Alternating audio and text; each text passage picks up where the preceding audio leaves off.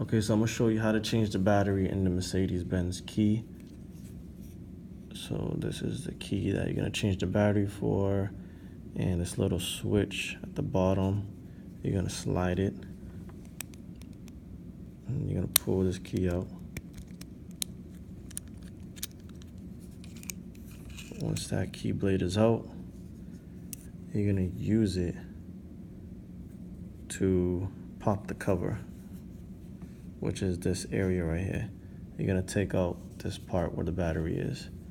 So this is the way you slide it in. It's gonna go about in the middle, and you're gonna pop it up. Once that pops up, open up the cover. The cover's off. Take out the battery. And there it is. How do you open it? Then you just put the battery in and pop the cover back on. And that's it.